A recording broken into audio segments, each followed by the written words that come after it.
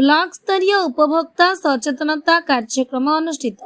कटक जिला वैध माप विज्ञान आनुकूल्य और स्वेच्छासेवी संगठन उत्सर्ग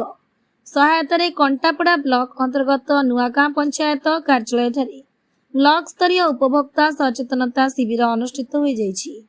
उत्सर्गर संपादिका लक्ष्मीप्रिया मुदुली अध्यक्षतार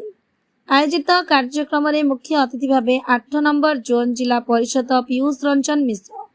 मुख्य वक्ता ओडिशार उच्च न्यायालय अधिवक्ता श्रीजुक्त धनंजय नायक, सम्मानित अतिथि भाव नुआगाँ पंचायत सरपंच श्रीमती सुप्रिया भोई, समिति सभ्य रजनीकांत भोई, वैध माप विज्ञान नियंत्रक प्रियदर्शिनी भोलो, जातीय दुर्नीति विरोधी और मानव अधिकार संस्था राज्य सभापति डॉक्टर भवानी शंकर पात्र, दुर्नीति निरोधी और मानव अधिकार संस्था राज्य उपाध्यक्ष E Diwakar Muduli, twin city press club सभापति वरिष्ठ सांबादिक तथा कथा प्रसंगर वार्ता संपादक सनातन परिजा,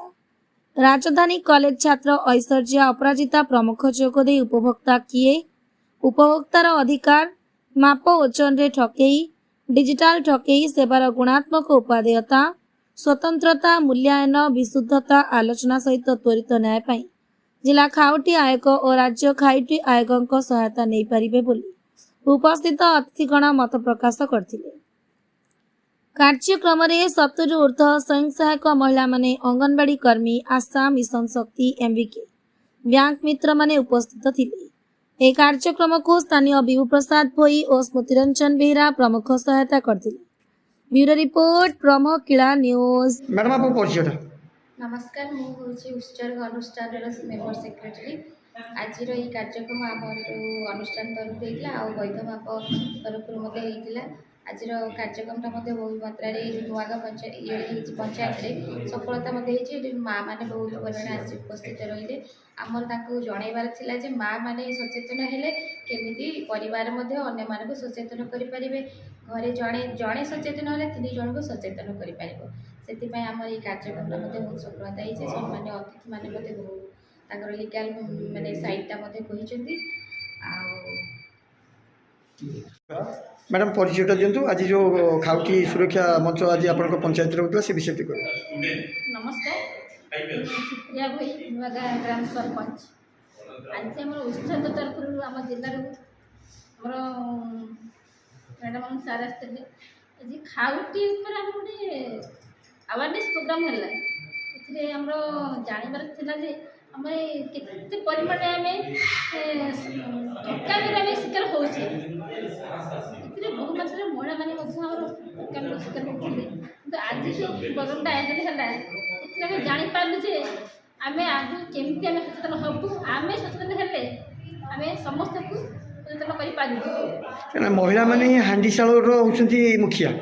तेणुक हांडीशाल को दैनंदिन सकाल संध्या पर्यंत आम सब जिन किणा से सचेतनता केमती कौन निश्चय महिला मैंने गुरुत्व माने प्रथम माने कह घर सामग्री महिला मैंने व्यवहार कर महिला मैंने किपर भाव व्यवहार करेंगे किपर भाव माने समाधान करेंगे सब किसी महिला मैंने। मैडम आप परिचय मु ऐश्वर्या अपराजिता 4th year law student capital law college. Madam कौन कहे आज जो ब्लॉक स्तरीय उपभोक्ता सचेतनता शिविर महिला मैंने भी बहुत मात्रा जोग देते कौन कहे प्रथम तो आम जाना दरकार जो उपभोक्ता कौन उपभोक्ता कहले आम कौन बुझुचे दैनंदिन जीवन में आम जिनस किणुचे बिकुचे एवं आम निजे ठकामीर शिकार होचे ताठू आम केमी दूरेबा लोक मानक ये विषय सचेतन प्रदान करवा गाँ गहली लोक मैंने ये विषय सचेतन थिले चुप होकर रोचन आम माने सचेतन करवा केमी आम अन्य विरुद्ध में मुह उठे कहीपर स्वर उत्तोलन कर कौन कौन आम मेजर स्टेप्स नहीं पारिबा ताकू सचेतन करवाई ये ठकामी शिकार बचेवाई से विषय लोक मानक जनइबा यह हूँ आम प्रथम कर्तव्य। आज ए लीगल प्रोफेशन हिसाब रे मु एरिया